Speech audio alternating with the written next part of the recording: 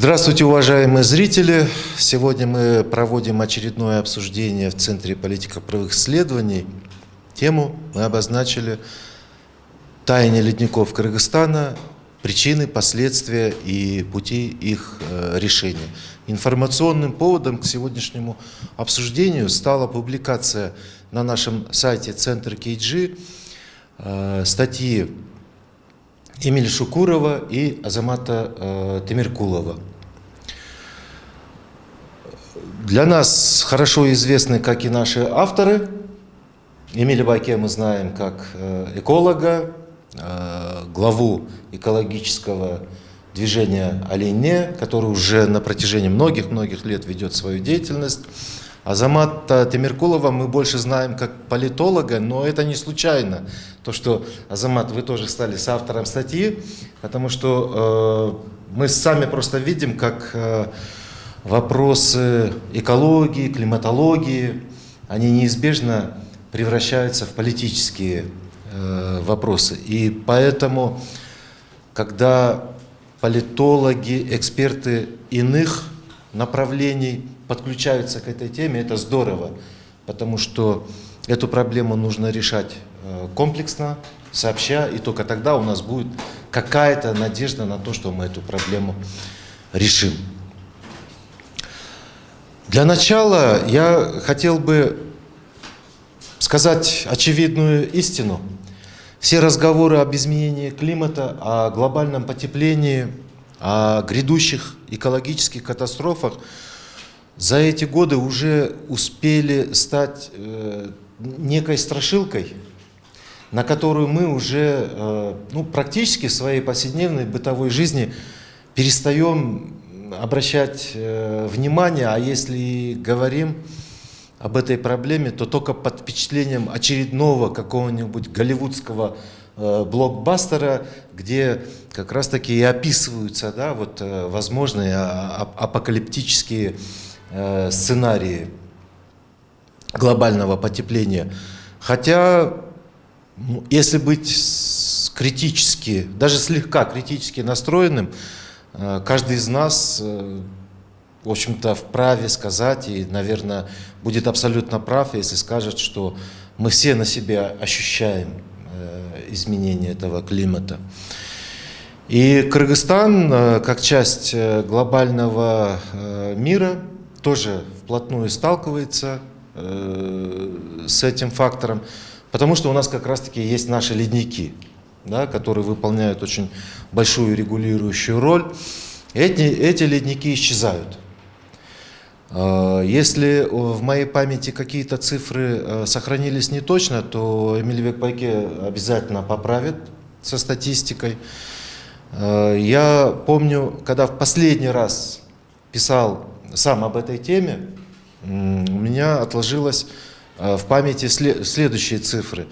Если в 70-х годах прошлого века в Кыргызстане насчитывалось свыше 15 тысяч ледников, то на сегодняшний день эта цифра составляет что-то около 7 или 8 тысяч, по разным оценкам. Потому что, к сожалению, научное сообщество тоже почему-то неоднородно. И это не странно, когда мы, разговаривая или дискутируя о каких-то вещах, всегда столкнемся к проблеме достоверности статистики. Но так или иначе, давайте уже пора передать слово нашим уважаемым экспертам. Начнем мы, конечно, Эмиль Байке, с вас. Вот скажите, пожалуйста, эта статья, опубликованная на нашем сайте, ведь таких статей вы написали десятки, если не сотни. Вот вы, как автор-эколог, неоднократно обращающийся к этой тематике, как вы можете оценить нынешнее положение? Дают ли какой-то эффект, это битье в колокола, вас, ваших коллег-экологов? Дело в том, что битье в колокола очень часто отвлекает, чем мобилизует на выполнение конкретных задач, которые бы на самом деле изменили положение к лучшему. Ну, самое главное, все говорят потепление, потепление, а ведь положение значительно хуже. На самом деле не потепление, просто потепление, а на самом деле это как бы разладка или вообще потеря регуляторов климата. Потому что климат стал нерегулируемым. И поэтому говорить о каком-то устойчивом тренде, пусть это будет потепление, но это устойчивый тренд. Значит, какие-то механизмы есть, которые поддерживают этот тренд. А на самом деле нету этих механизмов, потому что климат формирует не просто какие-то парниковые газы, как сейчас Парижское соглашение установило. То есть опять же выдергивается одна из причин, вместо того, чтобы говорить о том, что на самом деле приводит к тому, что у нас возникают проблемы с климатом. Это не устойчивость. Климат стал неустойчивым. С такой же вероятностью, с какой он сейчас теплеет, он может удариться и в похолодание.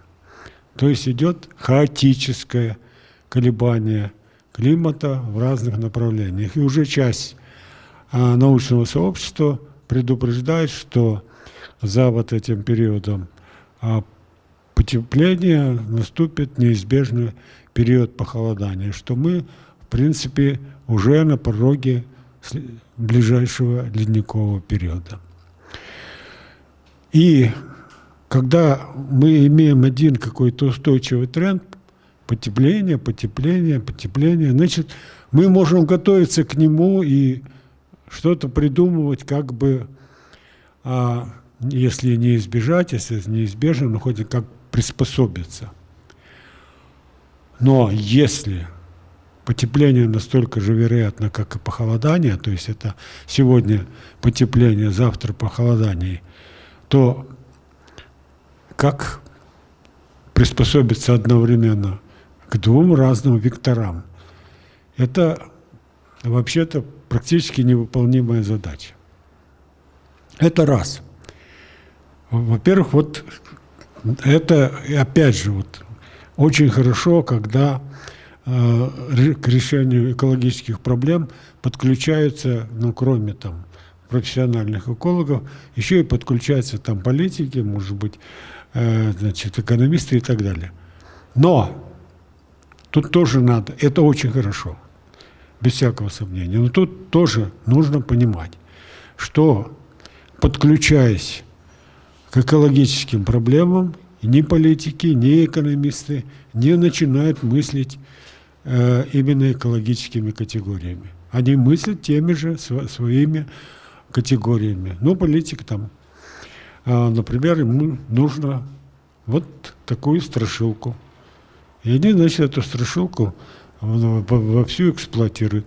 Им нужно максимально упростить, потому что вот такие простые страшилки позволяют делать очень простые решения и, в общем-то, достигать успеха не в изменении ситуации, а в том, что они достигли поставленной цели. Вот давайте снизим выбросы парниковых газов.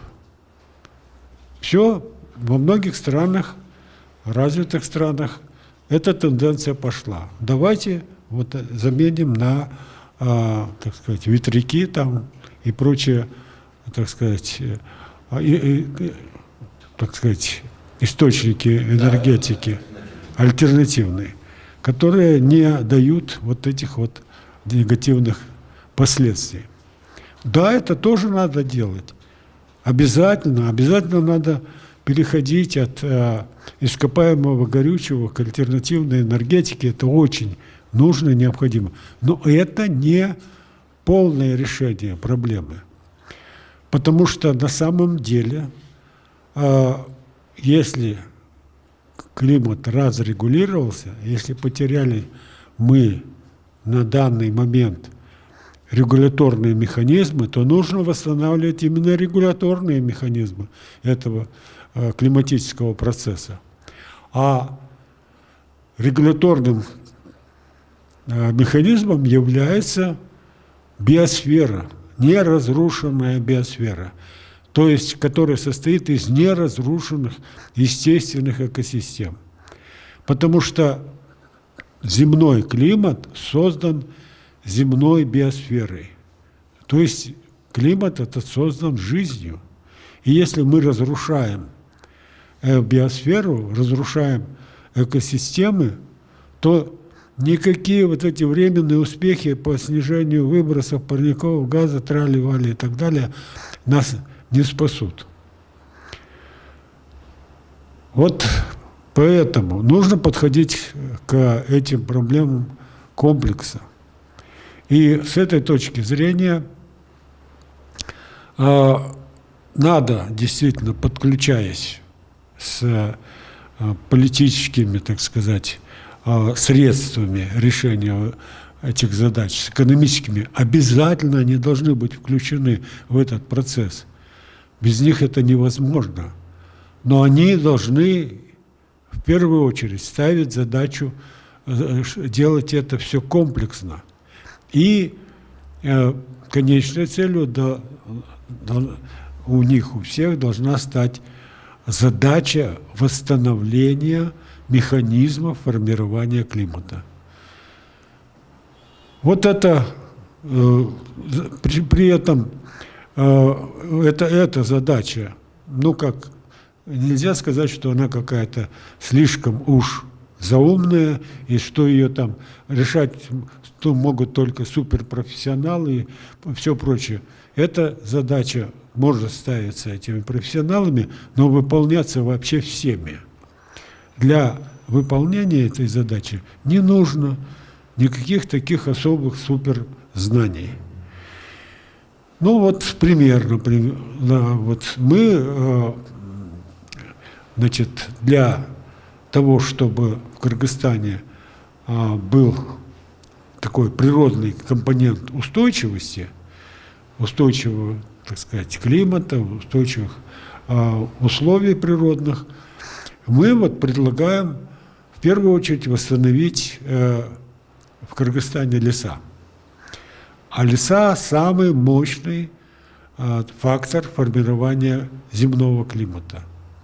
Прежде всего потому, что леса, если они занимают достаточно большую площадь, и если они сомкнутые, они становятся так называемыми климатическими насосами. То есть леса, находящиеся на берегу достаточно крупного водоема, они начинают увеличивать количество осадков, которые выпадают на сушу. Потому что во время жизнедеятельности лесов они для того, чтобы получать воду с растворенными там полезными веществами из почвы и поднимать это на достаточно большую высоту, они это активно испаряют. И это активное испарение, это называется транспирация. И вот это над массивом лесным создает столб восходящий влажного воздуха. А над лесом проходят также и массивы воздуха, которые содержат влагу. И эта влага выпадает в виде осадков только тогда, когда она достигает концентрации в точке росы. Ну, при разных температурах, на разных давлениях эта точка, так сказать, по-разному, так сказать, находится так сказать, в разных, так сказать, количественных состояниях. Но, как правило, вот над нашими, так сказать, территориями не выпадают эти осадки, потому что точка росы не достигается, слишком сухой воздух поднимается от с поверхности. И этот сухой воздух еще меньше делает, значит, то количество влаги, которое содержится в этих массах воздуха.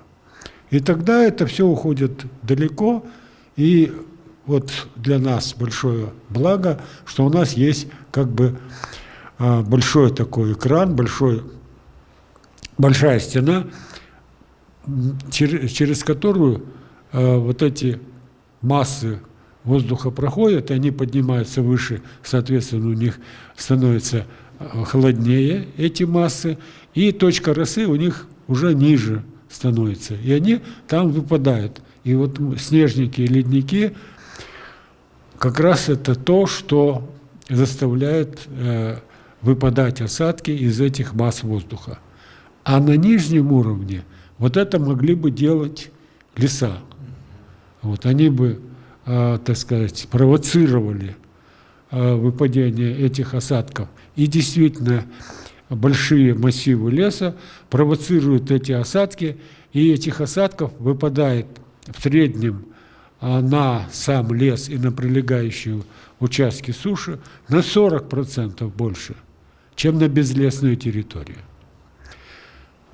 В наших условиях 40% это Божий дар.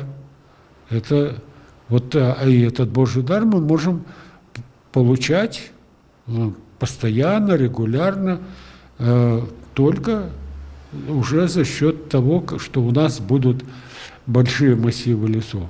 И раньше, вообще-то говоря, эти массивы лесов были очень большие. У нас около 20% территории занимали леса. И горы были значительно более влажные. Ну и сегодня, несмотря на то, что у нас лесов осталось там около 5% всего на территории, но на тех горных склонах, где эти массивы достаточно большие, мы наблюдаем самые большие, значит, количество выпадающих осадков.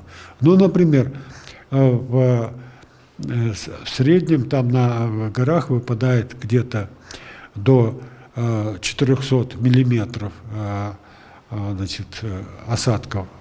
А на склонах, положим, вот Ферганского хребта, Чаткальского хребта, где есть вот орехоплодовые леса, орчевые леса и так далее, там выпадает до 2000 и больше, до 3000 миллиметров.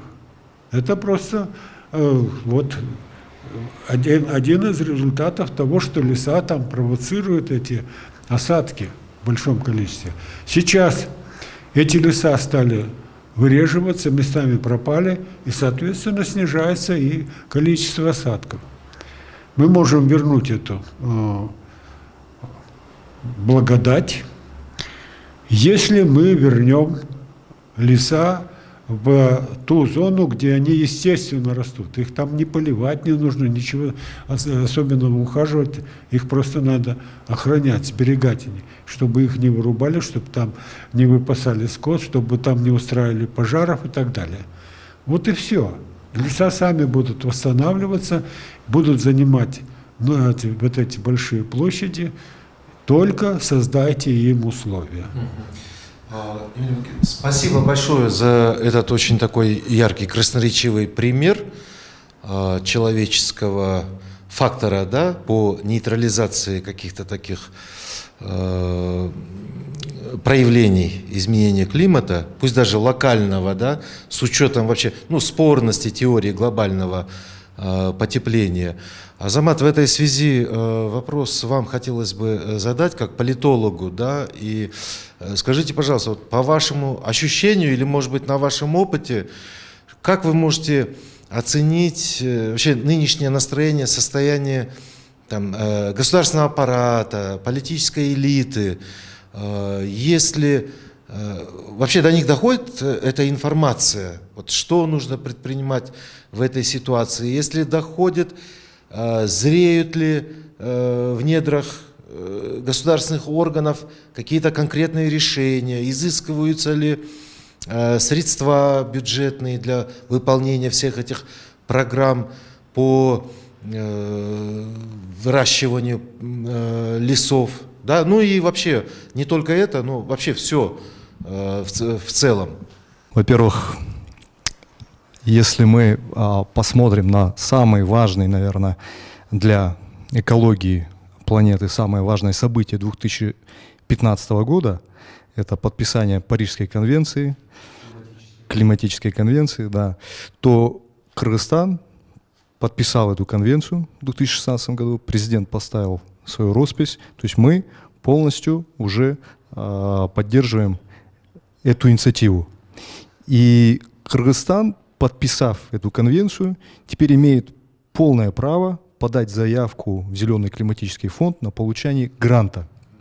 На сегодняшний день туда сотни миллиардов долларов стекаются в этот Зеленый климатический фонд, и они будут выделяться развивающимся странам, которые готовы засадить свою территорию лесом. Соответственно, мы подписали, мы являемся членом этой конвенции, мы имеем полное право подать туда заявку, и в будущем я уверен, что мы еще подадим туда заявку и получим какие-то средства для того, чтобы восстанавливать свои леса. Вот, это во-первых. Во-вторых, работа по восстановлению лесов, она сейчас внедряется в национальную стратегию устойчивого развития 2040. Я являюсь членом экспертной группы по разработке ИНСУР-2040. Эмиль Джапарович, кстати, является членом координационной группы по разработке национальной стратегии устойчивого развития. Руководство страны, оно обращает пристальное внимание этой проблеме. И мы надеемся, что все вот наши разработки, старания, они войдут в новую стратегию, и на базе этой стратегии уже будут разрабатываться программные документы, каждый отдельно по отраслям, потому что на самом деле восстановление лесов решает не только проблему ледников. Да? Вот о том, как леса сохраняют ледники, Эмиль Джапарович вот сейчас уже подробно рассказал. Я хотел бы добавить, что на самом деле мы могли бы получать выгоды от лесов не только в виде сохранения ледников. Сохранение ледников — это очень важный вопрос не только для Кыргызстана, но для всего региона. Вот. И решить эту проблему для Кыргызстана критически важно. Но помимо этого мы могли бы получать еще экономические выгоды от этого. Каким образом? Потому что восстановление экосистем, оно бы приносило пользу для местных сообществ. Вот на сегодняшний день мировой рынок органического сельского хозяйства, он ежегодно увеличивается на 15,5% в год. К 2020 году он составит 212 миллиардов долларов США. То есть это новый, перспективный, стремительно развивающийся рынок. И у Кыргызстана есть все перспективы войти в этот рынок и занять свою нишу. Мы сейчас уже экспортируем свою органическую, экологически чистую продукцию в Японию, в арабские страны, в Европу. Но на самом деле доля этого экспорта очень маленькая. Если бы мы восстановили экосистемы, вот у нас естественные леса арсланбобские, да, ореховые, вот в Каракульде восстанавливают экосистему. 40 гектаров люди своими силами, местное сообщество, арендовали 40 гектаров и восстанавливают лес, который за последнее время вырубили, уничтожили. Он просто был отдан на откуп скоту. Восстанавливают вот эти экосистемы уже с пониманием того, что они будут через несколько лет не просто приносить пользу для экологии, но и будут приносить пользу для местного сообщества, который планирует оттуда получать урожай. Ведь лес это же еще плоды. Это не только фитонциды, которые деревья будут выбрасывать в атмосферу, но это еще и плоды. Это фрукты, это орехово-плодовые, это грибы, ягоды, лечебные травы, мед и так далее. То есть это все экономическая выгода для местных сообществ. И местные сообщества могли бы пользоваться дарами леса, отправлять его на экспорт. У нас очень много территорий, которые мы на самом деле не используем. Вот наше сельское хозяйство, оно развивается только на территории 6%. Это равнины вокруг Ферганской и Чуйской долины. Огромный пласт территории у нас отдан просто на откуп скоту. Это пастбища. И скот, вот как уже Эмиль Джапарович говорил, он вытаптывает просто леса, и мы не получаем от этого большой экономической пользы. Если бы мы восстановили вот эти вот экосистемы, лесные массивы, то мы бы получали оттуда намного больше экономической прибыли, нежели чем вот сегодня. Поэтому на самом деле вот этот комплексный вопрос, он решает не только проблемы экологии, не только проблемы ледников, но он решает и проблемы экономики. Потому что помимо вот органического сельского хозяйства, которое можно было практиковать на базе вот этих экологических систем, в горных лесах, вот зоны особенно хвойных деревьев, они выбрасывают фитонциды, очень полезный для здоровья элемент, укрепляет иммунитет, лечит трудноизлечимые болезни вплоть до туберкулеза. В этих же зонах есть термальные источники, радоновые воды, теплые ключи. Это все полезные для здоровья человека элементы. Мы могли бы там развивать оздоровительный туризм. Мы могли бы туда привлекать инвесторов из таких стран, как Япония, Китай, арабские страны. У них нет и не будет таких возможностей, какие есть у нас для развития оздоровительного туризма. Да. Прошу прощения, но я верну вас к началу разговора и к моему вопросу. Все, что вы говорите, очень много было известно и раньше. Но, к сожалению, мы не видим реализации всех этих прекрасных идей. И вот где политическая воля, где осознание этих вещей нашим руководством? То есть, потому что пока похвалиться нечем особенно. Где гарантия, что, вот, ну, понимаете, да, 25 лет коту под хвост. Мы все это знали, но не использовали ни на грамм. Где гарантия, что мы реализуем это в следующие 20 лет? Или, по крайней мере, до 2040 года?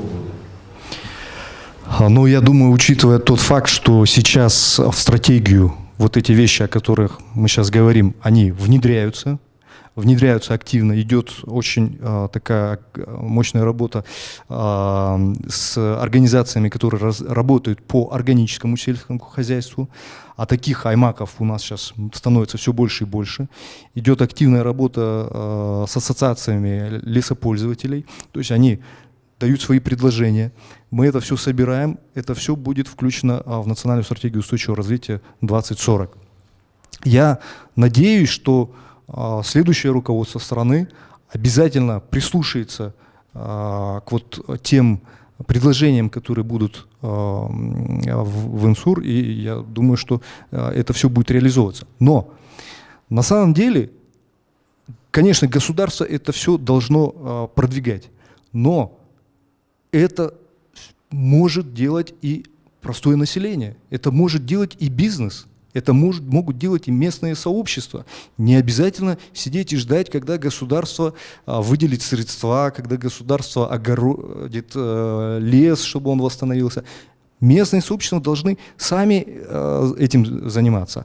И просто нужно эту информацию донести до местного сообщества, что есть вот такие пути развития. Не обязательно только развиваться за счет животноводства, не обязательно только развиваться за счет, там, я не знаю, поиска работы в России или в Казахстане. Можно восстанавливать лес, восстанавливать экосистемы, сажать деревья фруктовые, орехово-плодовые и от этого получать прибыль. Вот опять приведу в пример Каракульджу. 40 гектаров взяли в аренду, 27 семей, ни от кого не получают помощи, ни от доноров, ни откуда-либо еще. Разделили эти 40 гектаров на участки, и каждая семья работает над своим участком, сажают туда деревья, и таким образом вот восстанавливают лес и в будущем надеются получить от этого еще экономическую прибыль. Поэтому я бы призвал вот наше население, бизнесменов, да, кто заинтересован в развитии не только личного бизнеса, да, но еще и в улучшении нашей экологии. Вот есть такие хорошие направления. Этим надо заниматься, не обязательно сидеть ждать, когда государство займется этим. Да, спасибо большое, Азамат. Абсолютно с вами согласен. Роль инициативы местных сообществ еще никто не отменял. Она действительно очень огромна. В ряде случаев она просто определяющая. Потому что государство, к сожалению, тоже не может дойти буквально до каждого уголка страны. Но с другой стороны, зрители, конечно, должны знать, что вот, говоря о всех этих планах, очень многое содержалось и в НСУР-1, да, сроки подведения которой они уже как бы истекли, да, но внятного отчета мы не получили. Что же, в конце концов, случилось с тем, что государство само поставило для себя в планах. И, Азамат, конечно, согласитесь, что многое из того, о чем вы говорили, вот как раз-таки было бы наиболее эффективно, мощно, да, осязаемо, результативно, если бы население делало это рука об руку с государством. Потому что функцию, значение государства вот именно по аккумулированию средств, по привлечению, может быть, инвестиций, заимствований каких-то внешних, потому что мы прекрасно знаем, без средств финансовых тоже мало что можно сделать, да? А если и можно делать, то это будет очень такими муравьиными шажками, честно говоря. Поэтому лично я идеальную модель вижу, когда население вместе с государством все это будет делать. И плюс ко всему, конечно, очень важна плановость.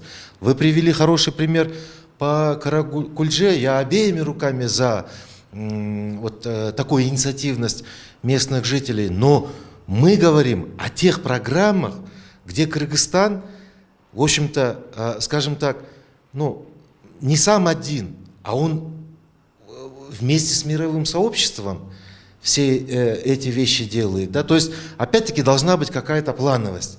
Мы четко должны знать, что жители Баткена что-то делают в то время, когда жители Иссыкуля делают что-то свое, но вместе все это части единого того самого комплексного плана, о котором мы говорили. Но, знаете, мне еще хотелось бы затронуть следующий момент. Экономика — это, конечно, отлично, особенно для нашей страны, которая только-только пытается как-то поднять уровень жизни, да, материальный уровень жизни и вообще качество жизни своего населения. Но, к сожалению, вот эти процессы происходят стремительно. Тоже таяние ледников.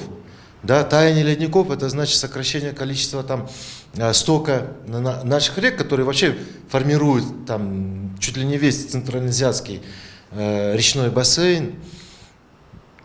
Сюда же мы можем отнести и проблему доступа вообще к чистой, да, даже не к питьевой, а к пресной воде, как источника питьевой влаги. Все меняется слишком стремительно, а регион у нас такой неустойчивый, скажем так, ну не буду говорить слова взрывоопасный, да, но, по крайней мере, он очень конфликтогенный. Недостаток воды, он уже приводит к значительным миграционным каким-то делам. Хотя нам это не нравится, когда какие-то политики спекулируют темой там, будущих войн за ресурсы, за обладание ресурсами той же самой пресной воды. Но и отмахиваться от этого, от возможности этого мы тоже не можем. Потому что мы должны просто очень зряче смотреть на это, мы должны реалистично на это смотреть. И такие сценарии тоже рисовать, и чтобы находить понимание, как это решать, как этого избежать. И вот в этом смысле, Эмиль Джапарович, вот как вы состояние, да, вот той же проблемы ледников оценили бы уже в целом в масштабах Центральной Азии? Ну, в настоящее время мы действительно наблюдаем сокращение ледников, но вот, ну, несмотря на то, что такие достаточно объемные исследования сейчас практически не ведутся, мы знаем, что эта тенденция не такая уже простая, потому что наряду с, так сказать, тающими ледниками, исчезнувшими ледниками исчезают в основном мелкие ледники. Существуют ледники, которые не сокращаются в объеме. И поэтому вот этот процесс достаточно сложный. И если вот мы должным образом себя поведем по отношению к именно естественным экосистемам, то есть ключ здесь лежит именно в естественных экосистемах. Вся Центральная Азия сейчас имеет экологические проблемы, в первую очередь из-за того, что мы разрушили большую часть своих естественных экосистем. Ведь на суше должно быть занято не меньше 60% территории естественными экосистемами, чтобы там сохранялась устойчивость. И не только простая устойчивость.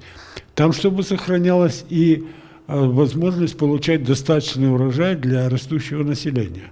Потому что снижение естественных экосистем приводит к снижению урожайности полей, и садов, там, огородов и так далее. Это неизбежный процесс. И поэтому нужно, решая различные, так сказать, частные задачи, по получению сельскохозяйственной продукции, по освоению там других ресурсов, надо отслеживать обязательно необходимость и успешность в направлении восстановления естественных экосистем. И это все не противоречит одно другому. Это не означает, что восстанавливать естественные экосистемы за счет снижения производства продовольствия. Это очень ложная точка зрения. Мы на примере Кыргызстана убедились в том, что очень многие земли, которые были отняты от живой природы, в настоящее время превратились в так называемые бэдленды. То есть там ничего уже нельзя производить. И они перестали быть экосистемными. Так что я думаю, что здесь должен быть обязательно комплексный подход. И я надеюсь, что наша, так сказать, наша политическая элита, она все-таки осознает, что нельзя преследовать только какие-то узкие цели, или узкопартийные, или по какой-то отрасли, или по какому-нибудь бизнесу и так далее. Все надо решать очень даже комплексно. И еще один момент. Я совершенно согласен с точкой зрения, что обязательно надо привлекать население. Но опять же, здесь нельзя делать такую узкую, что ли, ставку.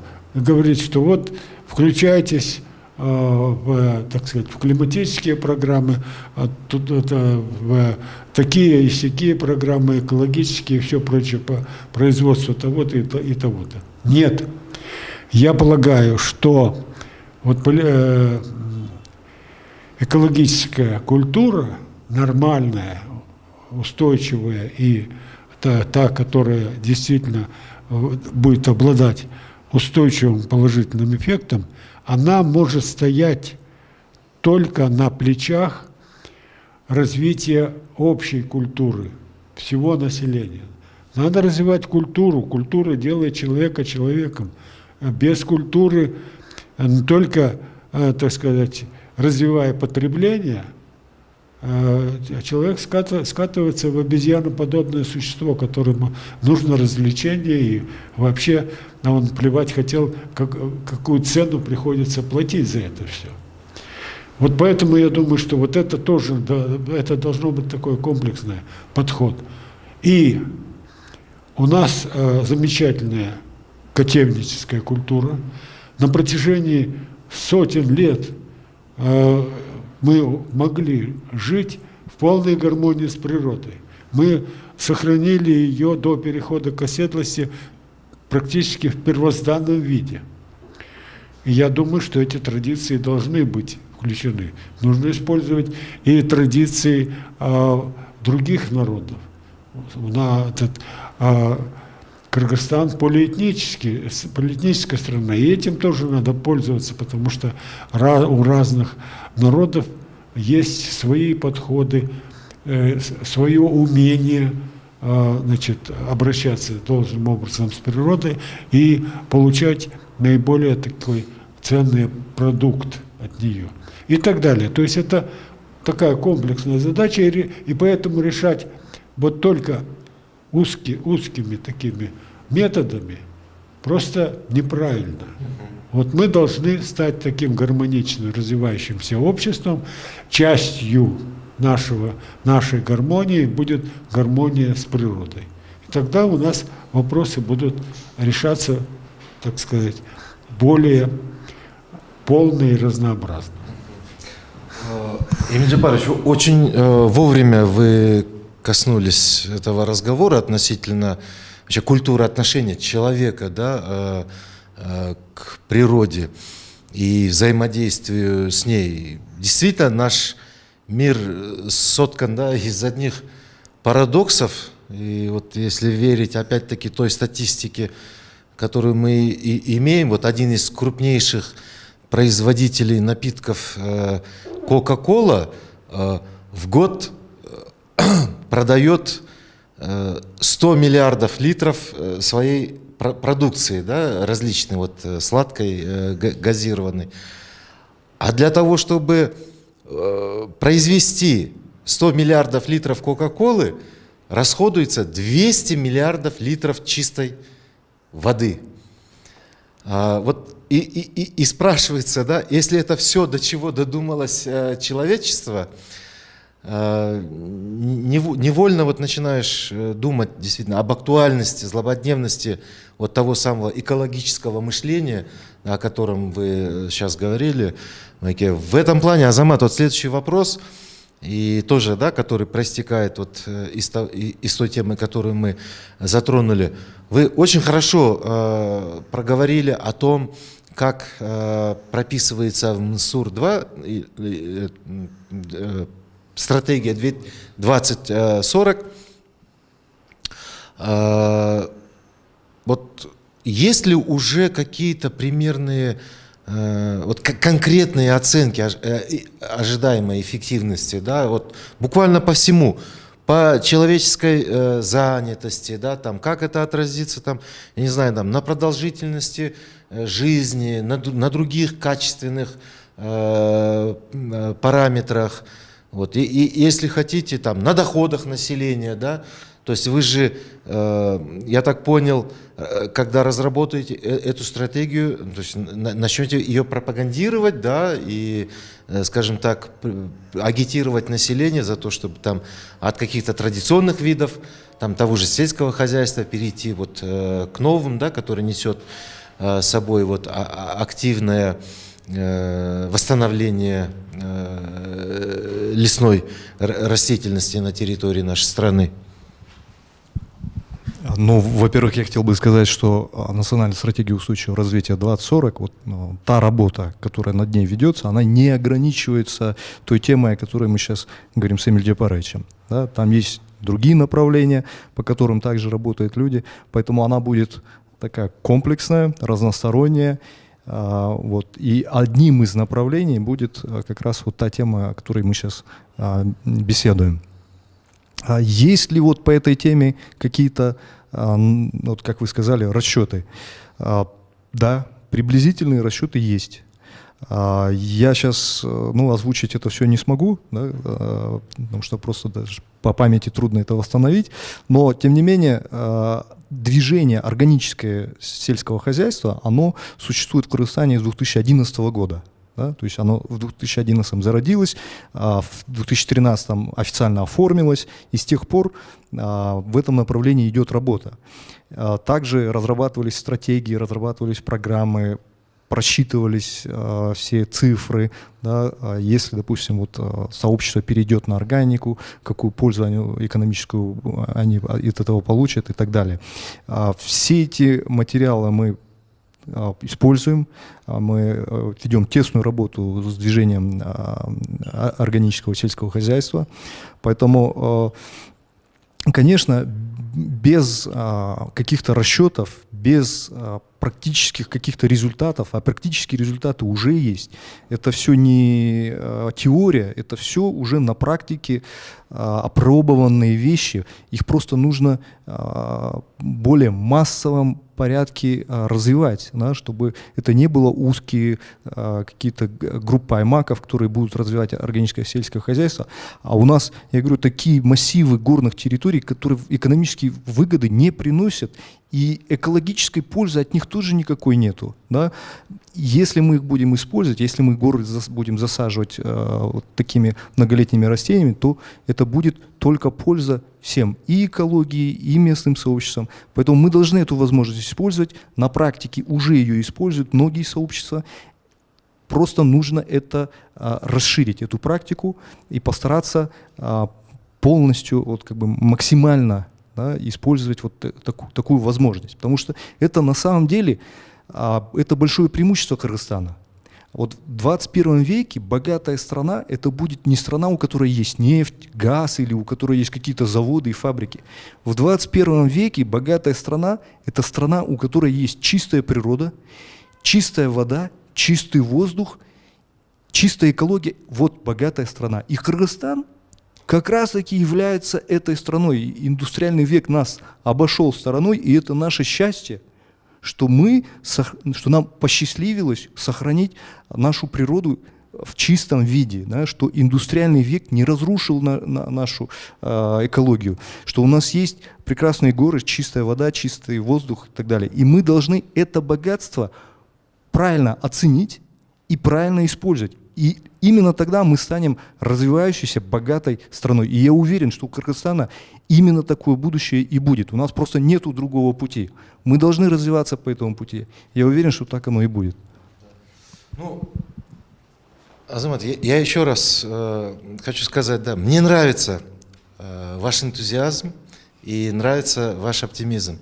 Но, к сожалению, полностью разделить я его просто не могу. Вот посмотрите, да, роль государства. Вот буквально у нас через 2 дня наступает лето. Да? Вместе с летом к нам приходят лесные пожары и пожары вот в горах. Мы помним, что у нас было в Чечкане 2 года назад. По-моему, там горело недели 2-3, да, ничего государство с этим не могло поделать. Горят травы, горят кустарники в Кемине, в Бомском ущелье каждый год, потому что, к сожалению, я называю те места, где человеческий фактор наиболее сильно присутствует, потому что это, во-первых, это места оживленных автомобильных трасс, это места популярных туристических походов, вот, но государства мы там не видим.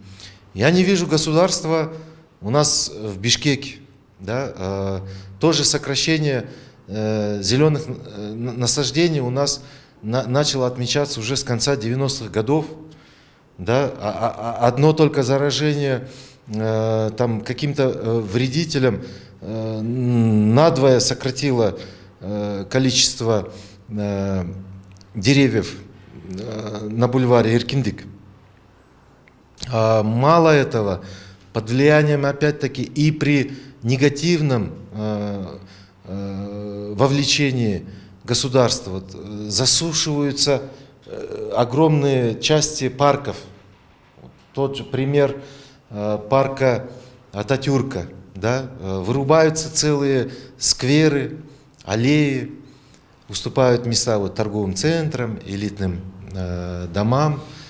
И вот последняя часть, да, этого трагического спектакля, это то, что мэрия устроила на некоторых улицах, в частности Киевская и остальные, для того, чтобы расширить эту парковочную часть дорог. Так что, как видите, Азамат, жизнь состоит не только из того, как мы смотрим в наше светлое завтра, да, но нам нужно что-то делать и с нашим сегодняшним. Вот я не знаю, вы вот, это уже вопрос к вам обоим, наши дорогие спикеры. Не очень хорошо получается у нашего сознательного населения как-то доносить общественный запрос до наших властей. Да? А у власти очень хорошо получается не слышать те робкие голоса, да, которые иногда раздаются со стороны активистов. Вот как вы думаете, вот что можно сделать, как можно исправить ситуацию вот именно в этой части? Мне представляется, что какими бы ни были наши, так сказать, планы, как бы они ни были хорошо обоснованы, и даже у нас, положим, было бы достаточно и средств для их выполнения, они не будут выполняться должным образом, потому что, я совершенно согласен, можно сказать, к сожалению, это зависит не только от нас, но и от наших властей.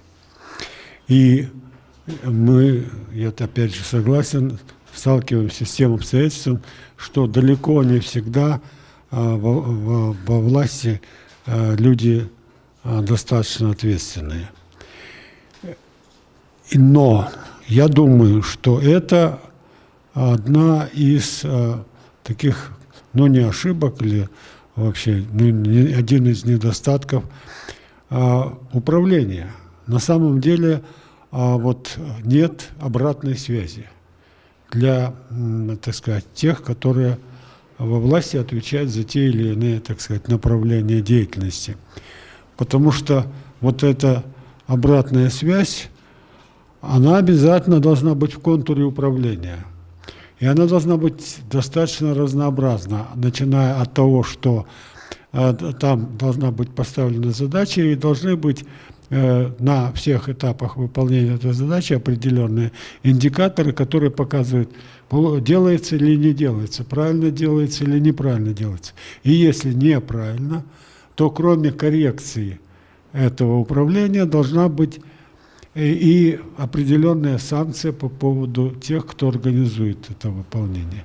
То есть должна быть постоянная обратная связь, которая бы распространялась на всю пирамиду исполнителей. Не отвечать не стрелочник должен, а до самого верха. Вот этот стрелочник вовремя не передвинул стрелки, должен отвечать министр транспорта тоже. То есть потому что он не организовал это должным образом. И вот я думаю, что должна быть такая, даже реформа управления, чтобы это все действительно действовало. А реформа, она должна не только это предусмотреть обратную связь, но она должна также привести органы управления в соответствие с тем, что они управляют. Потому что мы очень часто видим, что есть большое количество и органов, и лиц управляющих, которые неизвестно чем занимаются, и вообще, когда их вообще нет, то дела идут значительно лучше. Вот должна быть и в этом отношении такая серьезная работа, чтобы привести эти органы управления в соответствие с задачами. И они должны именно соответствовать задачам, а не вот как сейчас, просто на направление. Вот ставится определенная задача, должно быть, положим, тех же лесов, вот настолько-то больше. Отвечает за это дело на всех уровнях, начиная с государственного и кончая местным уровнем. И кончая этими всеми, положим, местными жителями. Чтобы они отвечали. Если это все пошло хорошо, каждый получает какие-то там или бонусы, или какие-то поощрения. Если пошло плохо, все должны за это рассчитываться. И так далее. То есть вот если это должным образом сделать, а в мире уже есть определенный опыт так сказать, распределения ответственности, тогда вот мы будем действительно иметь, ну, как бы более ответственное управление. И еще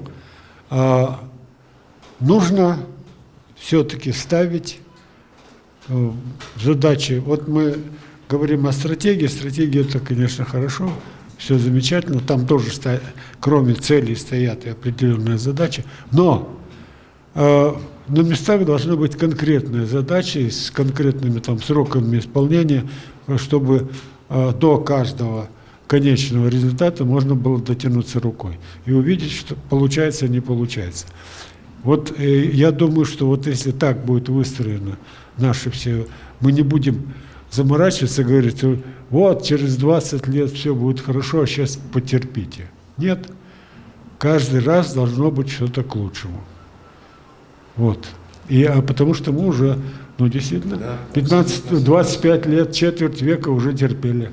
Хватит. Ну, без промежуточных оценочных этапов действительно тут никак не обойтись, потому что мы четко должны видеть, да, правильно ли мы движемся и движемся ли вообще хоть куда-то, да, а не стоим на месте или вообще отходим назад. Ну, Азамат, тоже, да, у нас остается минут 5. Тот же вопрос, что Эмилю Джапаровичу, как усилить общественный контроль над госорганами, да, в части выполнения ими своих функций по защите, охране экологии. Да. Не только в Бишкеке, да, вот то, что вот я приводил пример, что у нас творится вообще по всей стране, и, может быть, как вообще улучшить управляемость госаппарата, да, как нынешняя молодежь говорит, заточить ее вот под решение вот экологических проблем. Ну, во-первых, я думаю, что у нас очень активное гражданское общество, особенно когда речь касается защиты окружающей среды, очень, по-моему, так энергично, активно подключаются разные группы, поэтому с этим у нас проблем нет. Но я думаю, что власть слышит, и это не проходит мимо. Я не могу сказать, что это голос идет в пустоту. Нет. На самом деле голос гражданского сообщества слышат. И вот тот факт, что в национальную стратегию устойчивого развития закладывают вот такие предложения, я думаю, тому подтверждение. Но я полностью согласен с Эмилем Джапаровичем о том, что госуправление, да, можно закладывать различные идеи, различные цели, задачи в национальную стратегию, но если госуправление не будет эффективным, то, конечно, возможны проблемы с реализацией. И мы сегодня, вот, после 25 лет независимости, мы должны понять, что власть — это не абстрактная субстанция, да, которая отделена от общества. Возможно, вот мы привыкли прошлой памятью так и жить, что власть где-то, а общество само. Нет, на самом деле мы составляем одно целое, единое целое, одно государство, да, и общество, и это общество избирает власть. Вот последние парламентские выборы, они были признаны международным сообществом как конкурентные, чистые, справедливые выборы. Да? Мы сами делали эти выборы, мы сами голосовали, мы сами голосуем, мы сами выбираем наших руководителей.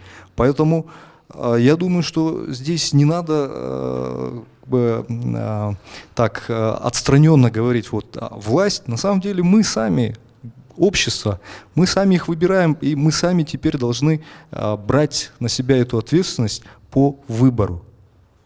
Да. Спасибо, Азамат. Я абсолютно согласен с последним утверждением. Мы должны всегда помнить, что только мы ответственны за свои действия или бездействия. Касается ли это проблем экологии, касается ли это проблем воздуха, которым мы дышим, воды, которую мы пьем. Есть ли у нас работа, достаточно ли мы зарабатываем, да? Удовлетворены ли мы той жизнью, да, которой мы живем? Все это в наших руках. И как сегодня нам рассказали наши уважаемые эксперты, даже такие грандиозные проблемы, как таяние ледников, которые сегодня, безусловно, наблюдаются, при желании и они решаемы, как и все остальное. Спасибо вам за внимание. До свидания.